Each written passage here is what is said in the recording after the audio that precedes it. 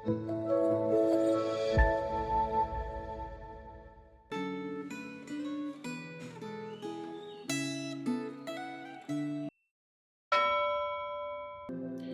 Bapak Ibu Saudara sekalian, mari sebelum kita kembali merenungkan firman Tuhan, kita bersatu dalam doa memohon hikmat. Bapa, kami kembali berterima kasih, kami bersyukur ada firman yang terus menuntun kehidupan kami dalam kami mengikut Engkau. Tuhan tolong pimpin kami, bukan mata kami, bukan telinga kami, siapkan hati kami. Dalam nama Yesus kami berdoa. Amin. Tema Gema hari ini adalah roh yang melahirkan kembali, terambil dari Yohanes pasal ketiga, ayat 1-8. Saya akan bacakan ayat 5 dan 6 saja. Jawab Yesus, "Aku berkata kepadamu sesungguhnya jika seorang tidak dilahirkan dari air dan roh, ia tidak dapat masuk ke dalam kerajaan Allah. Apa yang dilahirkan dari daging adalah daging, dan apa yang dilahirkan dari roh adalah roh." Saudara, dosa telah menimbulkan kerusakan di dalam diri manusia. Kerusakan itu sedemikian parah sehingga manusia tidak bisa memperbaiki diri sendiri untuk menjadi berkenan kepada Allah.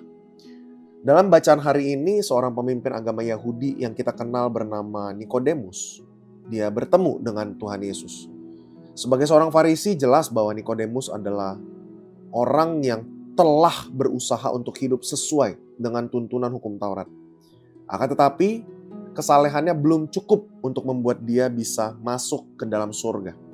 Yang diperlukan oleh manusia berdosa adalah perubahan yang radikal yang disebut dengan kelahiran atau dilahirkan kembali.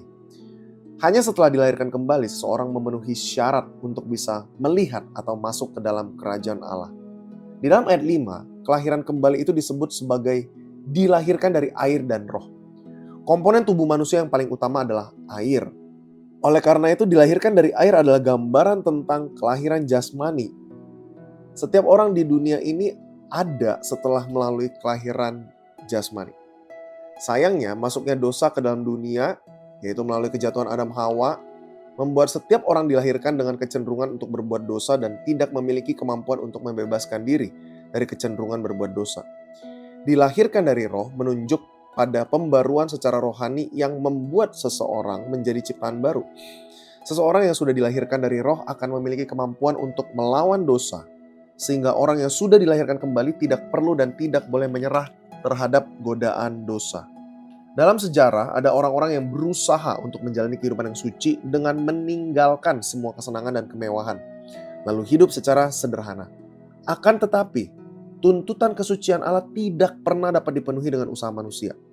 Tuntutan itu hanya dapat dipenuhi oleh Yesus Kristus melalui kematiannya di kayu salib. Bila kita mempercayai apa yang telah dikerjakan Yesus di kayu salib bagi kita, tuntutan kesucian Allah terhadap diri kita itu ditanggung oleh Yesus. Dan kita akan mengalami kelahiran kembali serta menjadi anak-anak Allah.